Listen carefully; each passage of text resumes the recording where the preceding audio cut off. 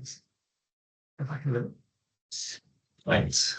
Hello, everyone. Welcome and thank you for joining. Great to have you here. I think we're still a little bit early, just waiting for a few more people to pop in. But I can see that we have Sari, Stacey, and Daniel. How are you guys doing? And Aliska is here. Hi, Daniel. Good to see you. It's an impressive background you've got there. Hi, Sari. Thanks for joining us. And Daniel. Hi, Daniel.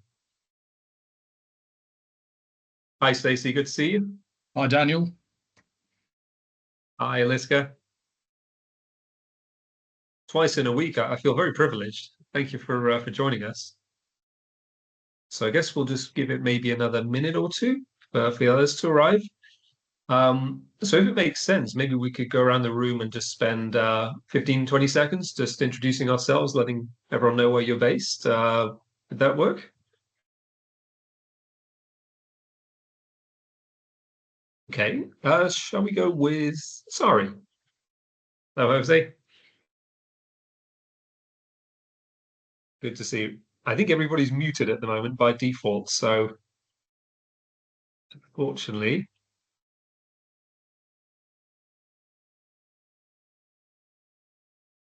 So where shall we start? Malika is joining.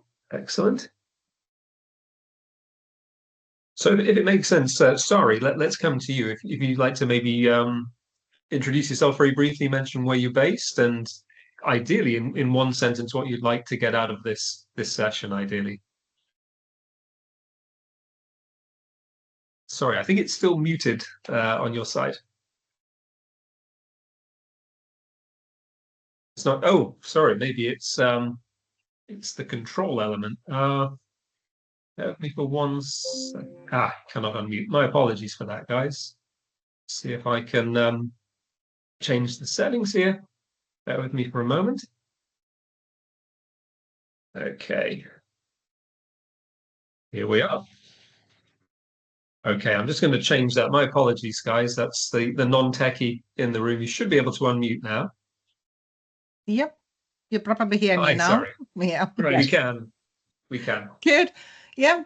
Sari Petrov, and I'm based in Helsinki, working in a Nordic organization called Enento Group, data tech company. And of course, working in a data and tech company, AI is one of our key elements of course, working with data, and of course, that's one of the reasons wanted to hear what is happening with HR or any other sort of elements that people are using AI, and I just it just sort of curious about what's going on. Excellent. Well, thank you very much for joining. Hopefully you've come to the right place. Stacey, shall we come to you next for a brief intro? Sure. My name is Stacey Smith, and I lead the talent strategies. I'm based out of Denver, Colorado, and I work for a company that's in the M&A space. And so for me, I am just interested in all things AI. We're very early in our journey, and so just trying to gather information, learn more about it. We have a very secure industry around PII and other security measures. And so just trying to figure out, what makes the most sense for us and what we can safely incorporate. So. Okay, Daniel, over to you. Thank you, Stacey. Hello, everybody. There we go. There's two Daniels, but go ahead, Daniel. Sorry, Falou. Okay, in that case, I'll take it away. Thank you very much. My name is Daniel Verloop. I'm from the Netherlands. I work for the government here on from multiple angles, for the national government and for a local municipality. Obviously, we are very busy trying to see how we can implement AI. And what interests me is that we are looking for ways to make AI more in symbiosis with our employees. So what we discovered is that a lot of people kind of like it, but don't really understand how to deal with it. So I hope to learn something during this presentation. Fantastic, thank you. Eliska, we'll come to you next for a very brief intro. Good afternoon. My name is Eliska Wendt and I'm located in the Netherlands. I am a software marketing manager and I'm very interested in the AI. In my career, I was working for a company that developed software for matching candidates with the vacancies. I know the complexity and I know also how different towards it is to make a good CV and to find a good job with that CV. And lately I was interested in AI very much and I try to help people using AI for writing the CV. So I would like to hear from Robin what can be done more. Excellent. Mr. Jacobs, thank you, Eliska. We'll come to you next. Thanks, Aaron. Robin, I'm not stalking you. Hello, everybody. I'm Daniel. I'm based in Lincolnshire. I've previously worked in large corporate organizations, and for the last 6 months, I've been working for myself as an IT consultant. So kind of transitioned from that large corporate world to a one-man band. And I help companies adopt technology to become more efficient. And I think for today's conversation, what I'm particularly interested in is the humanizing aspect of AI. I think emotional intelligence is going to be the commodity that's going to demand the highest price in the future. And I'd be keen to listen to how you guys feel about that. Fantastic. That's excellent. Thank you. Jose, we'll come to you next. I think we're on the mute still.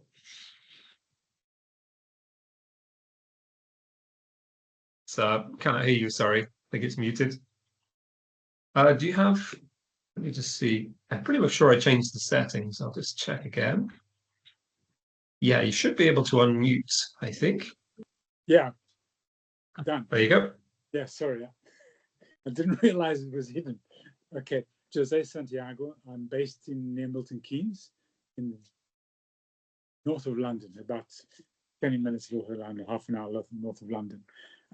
I've just come back from an assignment in Southeast Asia where I set up an HR department and then helped them consult through that process of handing it over to them. One of the big things for us was the massive amount of data we were collecting and how to utilize it, both in terms of big data and the security around it.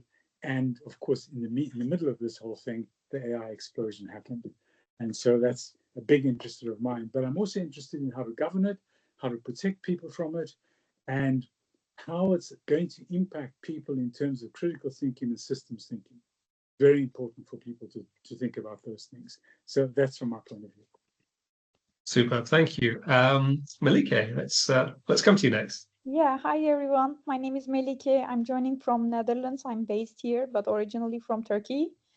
AI is changing and improving and growing so fast. I mean, my primary goal is to keep update what is going on in the areas of HR, in the areas of business development areas, operational areas, and so on, because it can really get a lot of inspiration because it has a lot of flexibility to grow and open for the feedback at the same time to improve the areas that we are able to use it.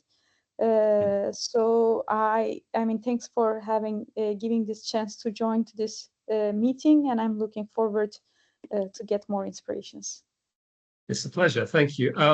So two more folks to introduce Brian Arleman. How you doing, Brian? Hello. Good morning. My name is Brian Hellman. I live in Boston, Massachusetts. I'm currently the Chief People Officer for a nonprofit organization. When we talk about AI, I have been fascinated with AI for so many years. I think since 2015, that's when I noticed that there was a gap in HR, right? One of the things that I realized that HR has been paper form, right? Paper documents and things like that. And when AI became more noticed, and I was okay, this is the time to introduce data, to introduce AI to be more efficient, and especially for small and mid-level organizations. Thank you for having me. I look forward to learn more about this specific seminar. It's a real pleasure. Last but not least, Marina, great to see you. What would you like Hi. to get out of today's session?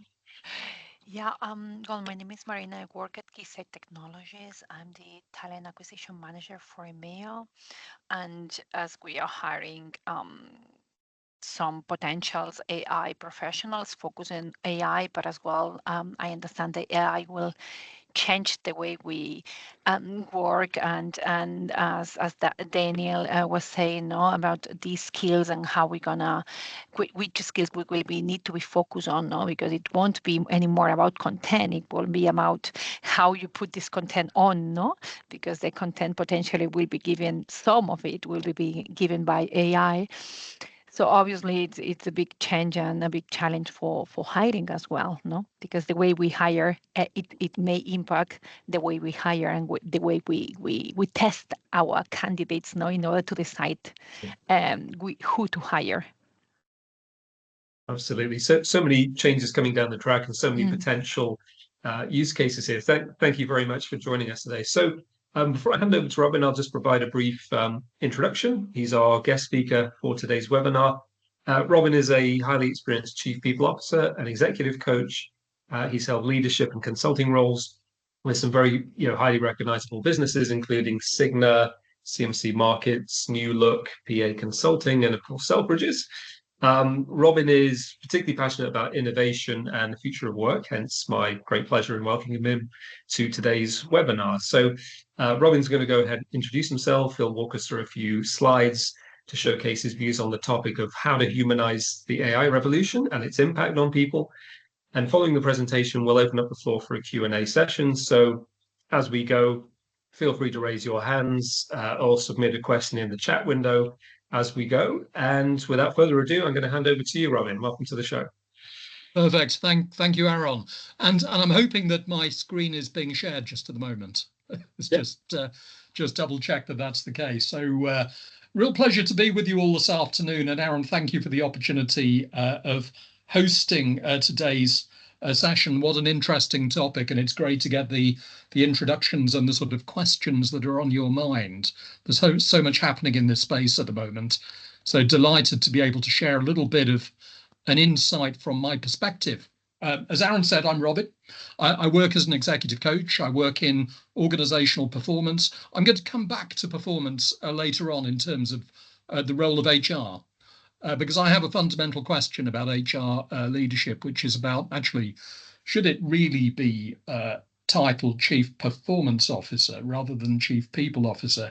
And I think that this is becoming a little bit more relevant now that we're operating with artificial intelligence, we're operating with robots and machines, as well as, of course, humans in the organizational context. Before we dive into artificial intelligence specifically, let me just position this within the context of the future of work. And I'm not going to go through all of these in detail because, we could have an extensive seminar on each of these topics. But I think what's clear to all of us is that we're operating in an increasingly disrupted world of work. Both from a political perspective, from a social perspective, economics, of course, increased cost of employment, global tension that really sort of hits home when we're talking about supply chain or supply of talent. So there's a lot of things that we have to grapple with as leaders in businesses. And particularly if I'm looking at this through the lens of a HR leader, there are a number of questions that we need to be focusing in on. Clearly in this sort of post-pandemic, disrupted, fairly unstable world of work that we're in at the moment. Top of mind, of course, is a really specific war for talent and a couple of really interesting tensions that are coming out, that there is global very low unemployment across most of the major economies. And yet, there are some specific skills shortages, particularly around technology, particularly around data science. And that's critical, isn't it, as we move forward into this accelerated artificial intelligence world. So that's just a little bit of context setting. And I think, the other thing to focus in on, and again, talking to chief people officers, talking to HR leaders across the various different industries that we work with, it's really interesting to see what's on their agenda, what's on the boardroom agenda that's really influencing the people policies within our organizations. And again, by way of context setting, and of course, this is going to be nuanced and different, within all of your markets and within all of your organizations. But I'm noticing some key themes. And these have resonated from research from, I think this is drawn from Gartner research. There's an incredible pressure still for operational efficiency, much of that driven by cost pressures that we all know so well. Increased cost of living and inflationary pressures driving a rather unsettled employer-employee relationship. And that's really been exposed in many of our markets through labour disputes over the past year or so that actually we haven't seen for several decades.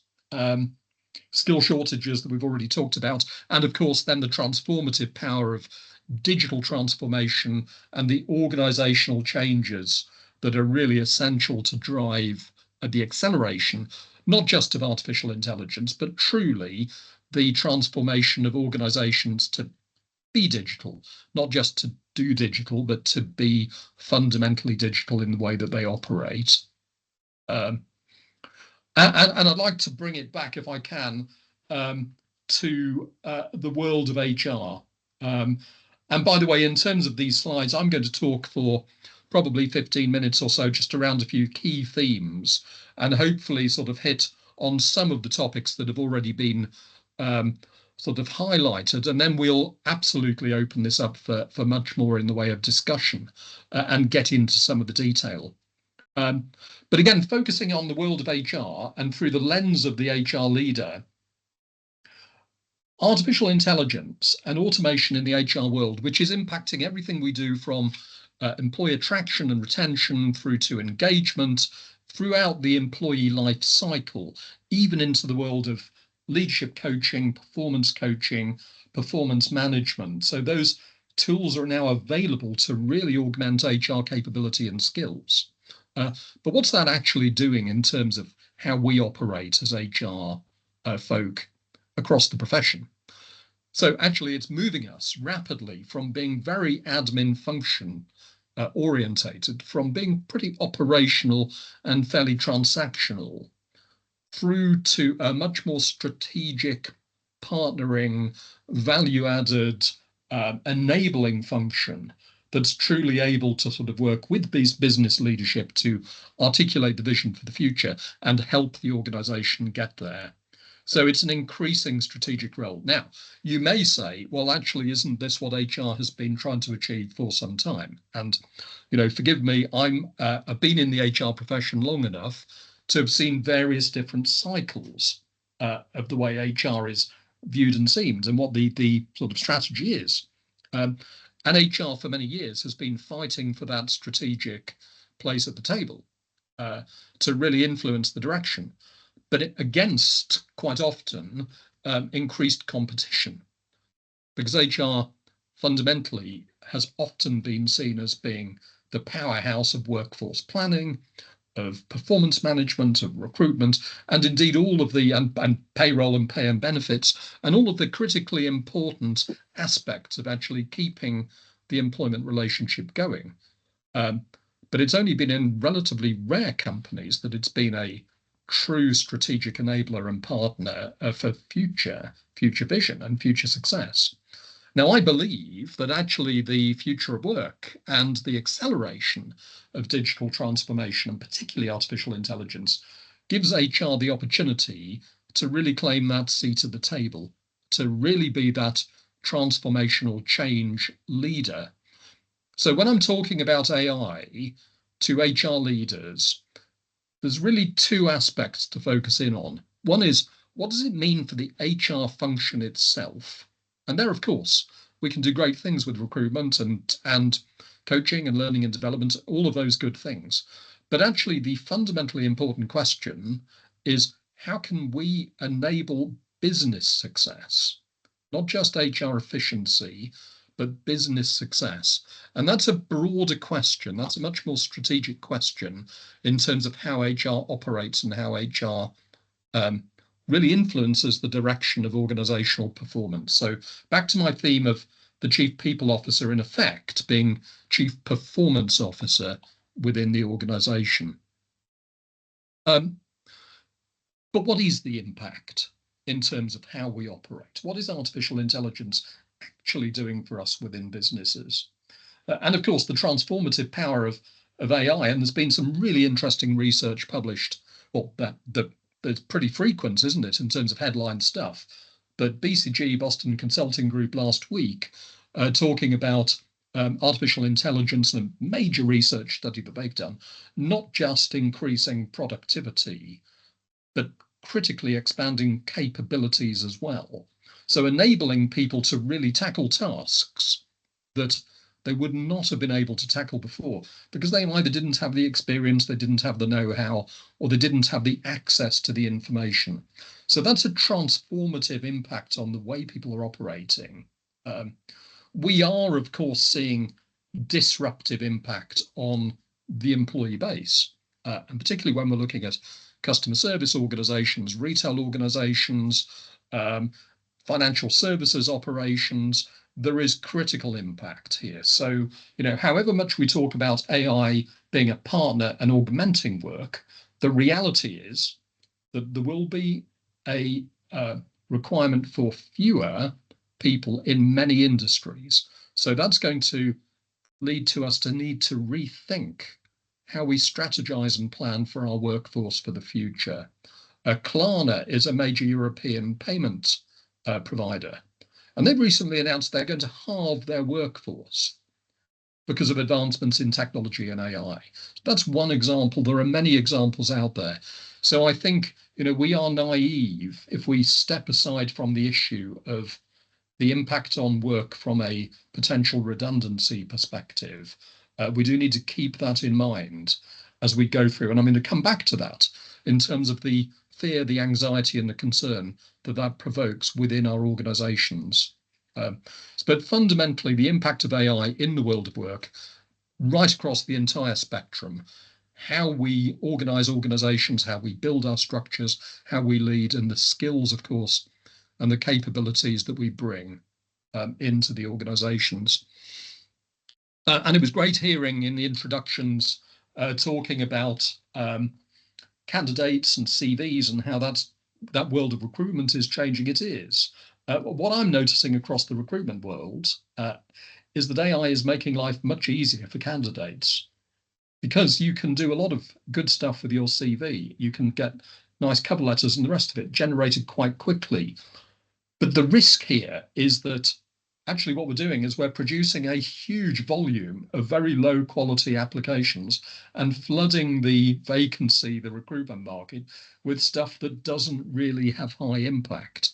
So again, the soapbox that I'm on and the mission that I want to really tackle is that keeping the human at the center of this is so critically important. If you're making an application, if you're writing your CV, your resume, it's really important to put your personality stamp on it.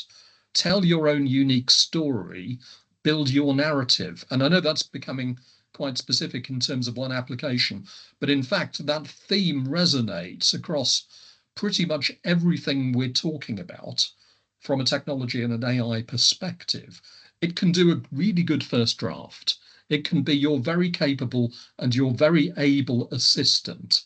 But actually, you need to take ownership of the end product and the result and make sure that it reflects your stance as a leader, as a human being, and what you're trying to do. So if that's true in the way that you write your cover letters for job applications or your resumes, think about how that applies also if you're managing performance across your teams, or if you're designing organizations, or if you're doing anything that actually relies on AI-based decision making, whether it's in the world of HR or across the organization more generally. I'm really interested in this paradox that's emerging, and I've just highlighted on this slide that businesses typically want to have creative employees. They want to have a great, agile employee base that can really get out there and do some good stuff. However, now technology is increasingly being used to really predict behavior, to assess behavior, and you could say to monitor behavior on a scale that you could say, well, oh, hang on a minute, that looks a little bit unreasonable.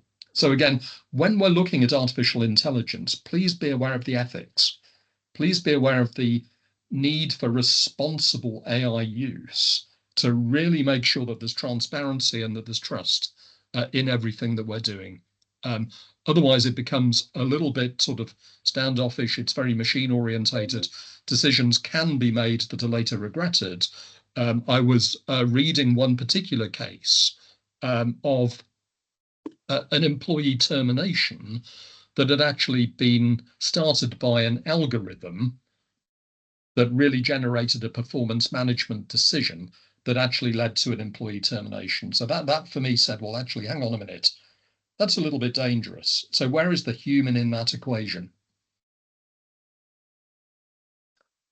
So this acceleration in digital transformation in artificial intelligence means that for leaders, we need to keep people absolutely at the center of everything we do. And this again is the paradox that the more automated that we become, the more AI enabled that we become, the human touch, the emotional intelligence that's already been referred to in the introductions becomes even more essential.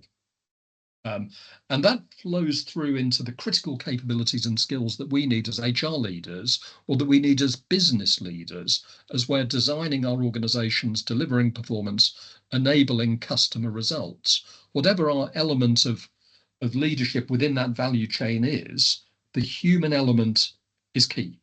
And the human element is absolutely key to the responsible use of generative artificial intelligence, and of course to successful digital transformation. I dived into that a little bit deeper with some interesting research that had come from the World Economic Forum. This is Davos. And this is very interesting in terms of what are those leadership skills that are going to enable that strategic, emotionally intelligent, and yet technologically sound and strategically sound organizational capability for the future. And really they're talking about a blend here of analytical thinking, technology expertise, but equally the creativity, the reasoning, the problem solving, the ideation that enables that sort of human-centered, more empathetic leadership to really be at the forefront in organizations. So again, looking at the world of leadership, you're going to find many different capability models or frameworks for best-in-class leadership. But I thought that this was quite a good insight into what's being talked about amongst the global leadership world. And back to my theme here of how organizations change. If we're changing what we do from a technology point of view, we do need to think about how we organize. And many of us in the HR world have been talking about organization design for some time. And organization design that historically has been based around traditional organizations, structure charts, defined roles, functions, and all of the mechanics that really build towards the efficient organization.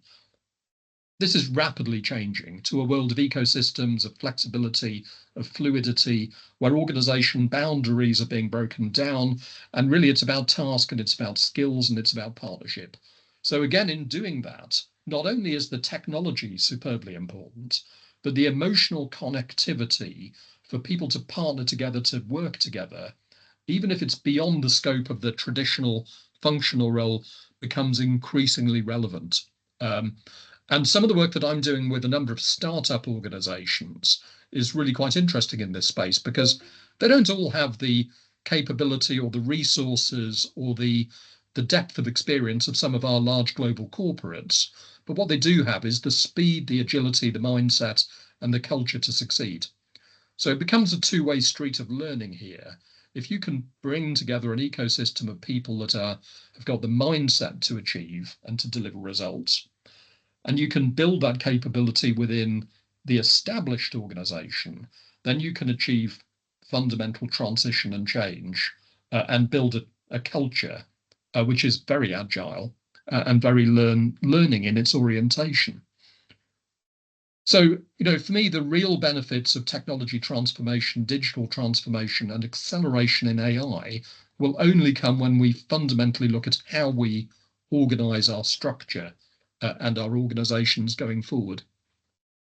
I did want to touch on anxiety and talent. And this is some interesting research that again came from Gartner.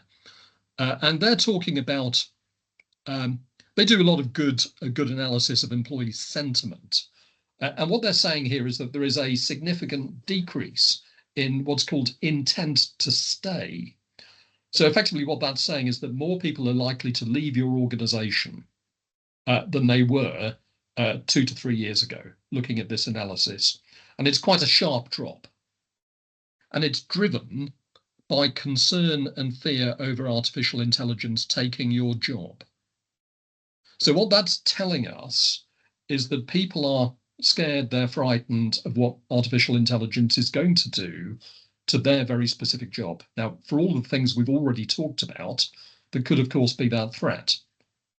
But actually, the reality is that people leaving through this fear of artificial intelligence is costing organizations a lot of money. So that cost of labor turnover, and the quote here is 53 million per year, for an organization of 10,000 employees. That's quite a startling, of course it's an estimate, but it's a fairly reasonable estimate. It's a lot of money. And that's because people aren't putting people at the center of their change activities. And we all know that change and transformation is difficult to enable in any case. But to give it the best chance of succeeding, we need to keep people at the center of everything we do as we work through transformational change. There are many resistors out there. And as we're talking about organizational transformation, some of the things that I'm hearing across many organizations, what does it mean for me? Do I have a job at the end of it? Do I have the right skills? Am I going to be given the opportunity to be retrained or to be upskilled? Or am I even going to be involved in that conversation? So I'm arguing that for successful business transformation, particularly where it comes to adopting new technologies and artificial intelligence, involve your teams from the start. Make it a truly engaging, empowered process that really brings people with you. Don't try and do this in the black box, because that's where the fear comes from. So you can significantly enable successful change by really bringing people with you, by really getting the communication right, by engaging people from the start. And by the way, this is something which people want to be involved in. It really is, from a career point of view, there are many opportunities that come out of business transformation. Certainly from a technology implementation point of view, the experience that I'm seeing across many organizations is that as soon as you open this out for involvement, you get a real uptick in terms of engagement across the employee base. So people-centered change management, I think, is absolutely fundamental to this change. And then coming back to what this actually means from a leadership perspective, the human-centered, people-centered leader, empathetic, emotionally intelligent, and authentic. So actually, stepping aside from that for a minute, this does not mean that you don't take tough decisions. As an organizational leader, you do need to take commercial, tough, and sometimes fairly contentious decisions to drive the results that you need to as an organization. but the way you do it is critically important. So to do that with integrity, to do it with engagement and humility so that people understand the need for change and that they're taken with you on that journey becomes all important. And this is what I'm in effect referring to by talking about the human-centered or the people-centered leader in this concept. And then finally, I just wanted to come back to the evolving, growing role of the HR leader. And I mentioned at the beginning that I thought that this was a terrific opportunity for HR leaders to really step forward from being, in effect, transactional HR experts. Now, I will always argue, and when I'm working with HR teams, the absolute table stakes is delivering world-class HR capability and people solutions, whatever you're doing in whatever organization, managing the core remit of HR, the employee value chain, attraction, retention, engagement, performance throughout that employee life cycle. But over and above that, and the reason for doing that is to be the organizational architect, to understand where the strategic vision of the organization is going, to partner with the chief executive or the executive team or the board or whatever the remit is, to really build the capability, the culture, the strategy, the organizational performance, the organizational capability for the future. So this is not just about people, it's about the way we work. And potentially it's about the way we partner with other organizations too. So that's about being a change leader.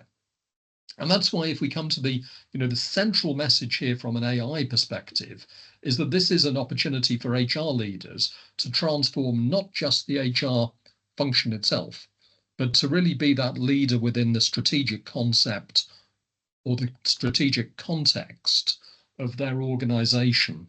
And that way they can really have that terrific impact on results, on the customer, on the employee base, and on the populations that they work with. And then critically, of course, in this disrupted world that we started out at the beginning of this talk, talent is the source of competitive advantage. So being the talent strategist is absolutely critical. That's the way we'll win across all of our markets going forward. The knowledge, the skills, and the mindset to deliver on our mission. So hopefully that covers some of the sort of areas that we wanted to talk about. I'm sure there's a lot of detail that underpins that, but with that, I'm going to hand back Aaron and stop sharing my slides, and happy to dig into the detail of any of that and answer any questions that we might have. Excellent. Thank you, Robin. That was illuminating. Really appreciate that. The next thing we would do is go to a Q&A, if anyone has any questions. I guess I did have a question written down prior to the webinar, which is along the lines of, again, employee well-being. So you've expressed very well the role that plays in an AI-augmented workplace. I suppose the question I had initially was, how can organizations leverage AI but without compromising the mental and emotional health of their employees? But I kind of guess you've answered that in the sense of, very great transparency, relentless communication, engage your workforce, build trust, maintain trust. Would there be anything you'd add to that, Robert? So I think there's a few things, because I think there's some great technology out there that really helps from an employee well-being and from a support perspective. So whether that's to do with coaching support or actually whether it's to do with well-being support, and even in the space of employee mental health and anxiety, there's some great technology out there that can actually help leaders and managers provide the right support for their teams and their colleagues. But that's all a little bit too late. It's great to have a load of technology that can enable all sorts of benefits and well-being initiatives.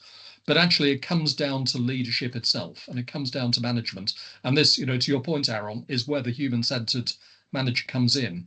We don't want people to be in the place in the first place where anxiety becomes such an issue that you have to go in there with a technology solution to to provide some sort of support for it. Now, that's great if you have to do that, but actually we want to train our managers, empower our managers, and then enable our managers to really create a safe space for people to feel engaged and enabled at work. And that for me is a much better approach to well-being. Excellent. Well, that really does answer the question. Does anyone else have a query they'd like to put to Robin at this point? Anyone? I have one which is not directly related, but it concerns me that most of the models that AI so far has been learning from have been past. So what we're getting is past insights, not necessarily future focused. And I think we need to be quite cautious about how we think about the data that we get and the outcomes that we get from the AI. I mean, I'm not an expert in this area, and I'm about to undergo a 9-module course starting tomorrow, actually. So I will know more in a few months' time. But at the moment, that's my impression. Yeah, it's a great point, Jose. Absolutely great point, and be really keen to hear your insights when you've been through your course as well.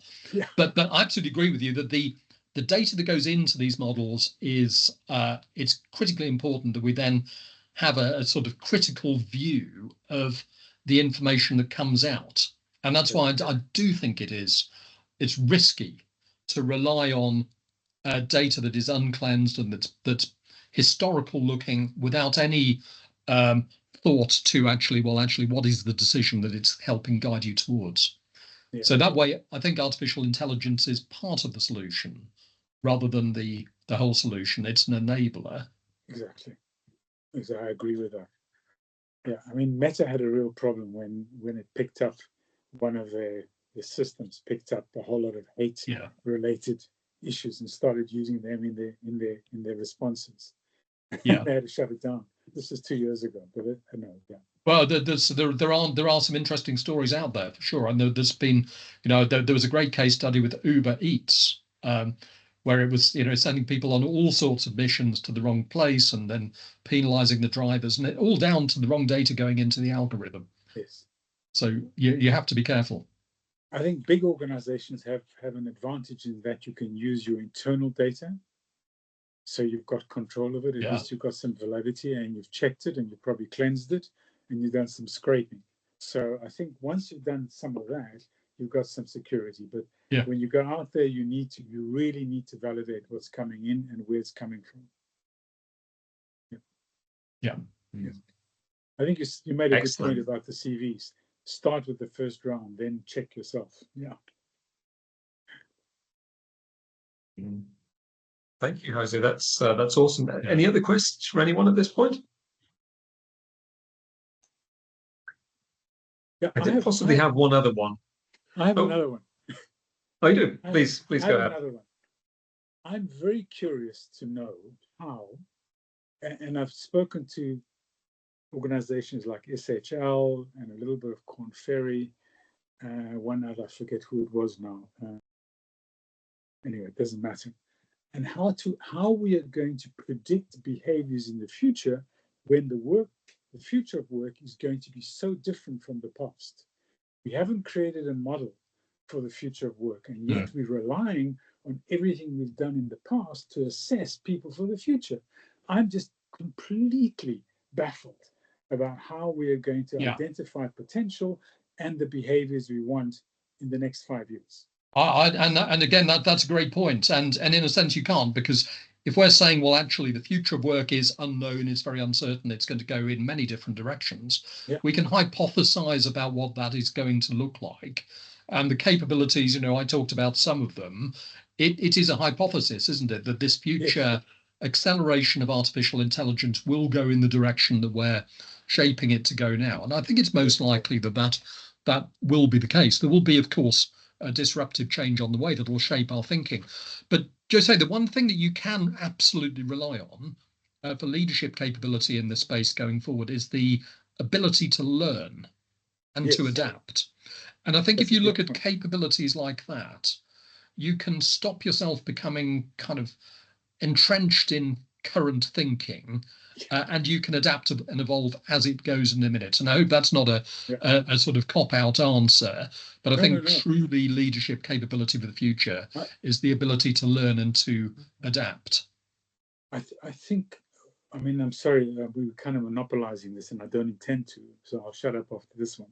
But one of the things that kept worrying me from 2000 onwards, particularly when the pandemic hit at the same time, was, are people thinking critically? Are they thinking systemically across the whole process? And if we don't do this, we don't see where we're going. It doesn't matter, we may have got it wrong, but we need to think from beginning to end, so we actually have a pathway to follow. And I think that's where a lot of anxiety comes from. People don't know where we're going or how we're going to get there. And that adds to the anxiety in organizations in a massive way. It does, and I'd love to talk to you more about systems thinking and how it applies in organizations. And I do a lot of work with coaching, and systems coaching is very much part of that. And I think one of the weaknesses of the way we approach organizations typically is we look at things in isolation, whether it's a personal performance issue or a team issue or a particular organizational dilemma. So maybe that's something you and I can pick up offline as well. Yeah. Can I just add something to that? I think all companies can't be viewed in the same way. So the maturity of companies vary dramatically. So I think, you know, the smaller, less formal organizations will probably have a steeper challenge with this versus the larger, more mature companies. And the reason why I say that is we've got established processes and procedures in the larger organizations, like continuous improvement, you know, that's constantly monitoring how we're performing. And if anything, those more mature processes and procedures will be adopted more quickly by the less organized organizations, because I think that's a way that you can align with the technology. Because I think you need to take almost like a weekly look at, how am I doing this week? What does my metrics look like? What's my employee sentiment? All of those things, and it's a very agile development that we're going into. Aside from the more complex big things that you mentioned, Jose, around you know, the big data and the bias in data models and so on. I think kind of coming up a level where it's just a room full of people, I think that group of people should have their finger on the pulse of the organization, and they should be able to iterate and respond on an agile basis to these changes. I hope. Yes. Yeah, I think, Daniel, just to build on that, I think there's an inherent risk aversion in the larger organizations that sometimes actually is underpinned by really good process. And so that there are benefits of all of the sort of technology change enabling processes and risk management processes that you've got. But actually in the smaller, more entrepreneurial startup world, you don't necessarily have that. You have the advantage of speed and the mindset of agility. So somewhere in the middle is something that could be quite interesting. I think that was going to be my... Oh, sorry. No, I was just going to say that I think what we'll see quite a divergence in models. We've kind of seen a convergence of all models heading into one place over the last 25 years or so. I think the last couple of years, we've seen a divergence of how people work and how organizations are formed. And I think we're going to see a lot more of that coming forward as people experiment, and maybe a new series of models. We're talking about organizational architecture. I think that's going to be a new format. We're going to architect the organization around the needs and requirements of the ecosystems you work in. Yeah. But you mentioned, Robin, indirectly, but it was there.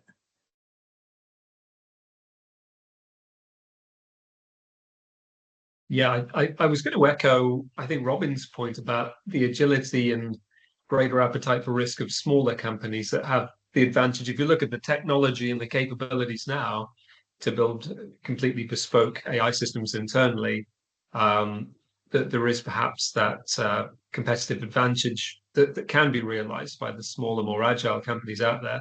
But you did also raise an interesting point, which was about bias within data sets. And I think the problem is being actively worked upon right now, but there have been some examples of bias within AI tools and measurements. And I guess one of the questions might be, how do you see, Rob, in the next 3 to 6 months panning out in terms of how these tools can actually help to promote diversity and inclusion rather than perpetuate existing biases, for example? Yeah.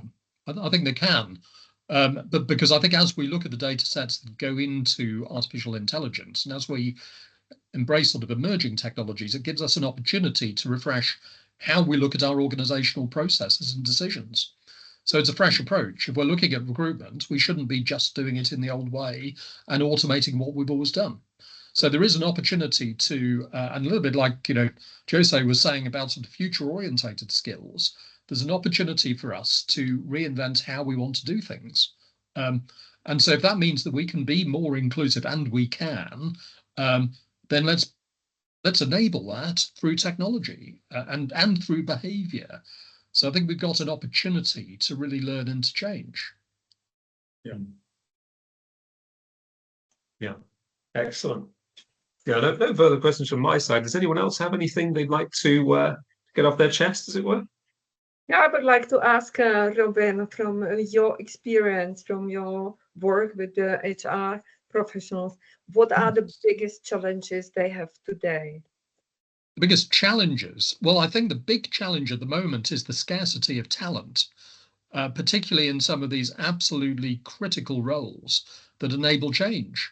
And I think that this is going to really make or break organizational performance over the next 6 to 12 months and even longer, because I think this acceleration of transformation is so critical, and the scarcity of talent to actually drive transformative change. And it's not just the technical skills, but it's some of the leadership skills that we've talked about this afternoon, the ability to build that cultural transformation of change, drive that mindset and actually see it through to really truly engaging effective organizational performance. I don't think there's that many people out there that can do that.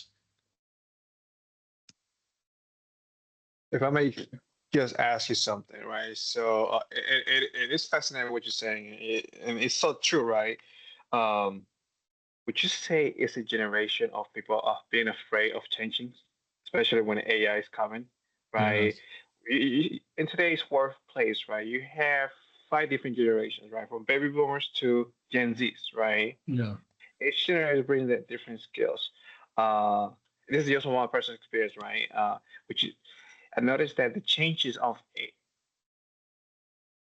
adding AI to your operation, people are, all the generators are afraid of that change. Would you say that that's something that you see in your experience so far? Yeah, Brian, I think that's really perceptive, and I agree with you. And I think, in our world of work, we're still finding that many organizations are still run by probably more mature people, and they can be systemically afraid of change. And I had a conversation just a few weeks ago with a senior leadership team of a very mature business. And I'm talking mature in terms of the business rather than the people themselves. But around that leadership table, there was nobody representing Gen Z. There seriously wasn't. And that was a conversation that we had. How do you expect an organization that doesn't actually have generational representation around its leadership table to really understand the nuances of not just technology adoption, but cultural nuances of actually how we embrace change?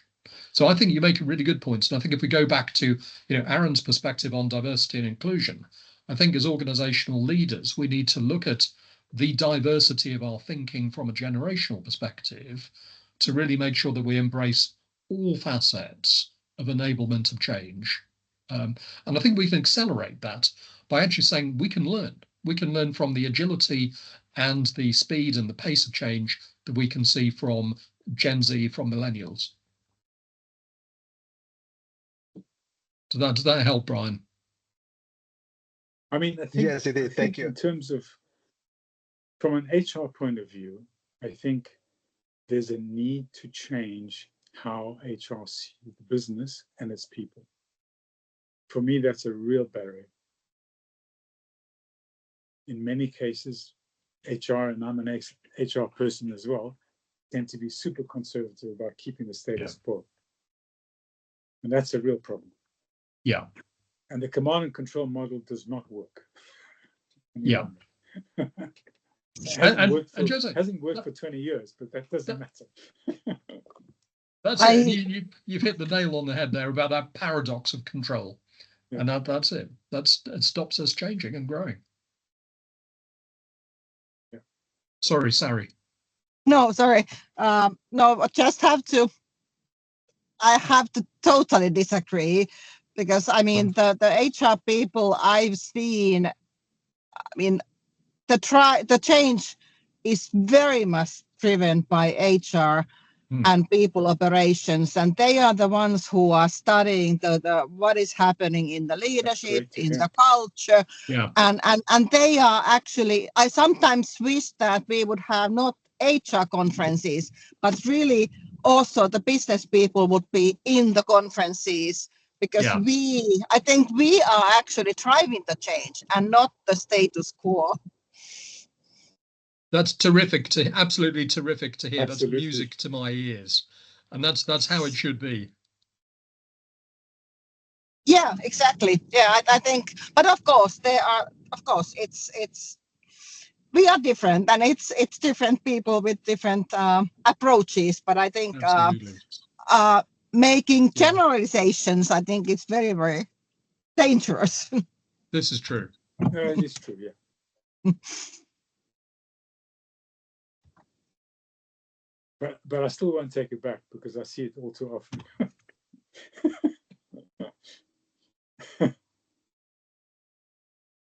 Excellent. Well, it's been a fantastic debate, and I've certainly learned a lot. I hope you all found it useful, those that remain. And what we will be doing is posting the recording on our YouTube channel, as in Jurupa's YouTube channel. So we'll send out an email in the next 48 hours with a link to that. Those that don't have Robin's contact details, with your permission, Robin, I'll include those, because I think there may have been a couple of conversations that may well follow up. I'm thinking of Jose in particular. But just to say thank you all for taking the time to join. It's great to see you all. And as I say, hopefully it added some value in some shape or form. Thank you very much for inviting me. Thank you, everybody. And thank you, Aaron. Real pleasure. Thank you, everybody. guys. Have a great evening. Thank you very much. Bye. Bye.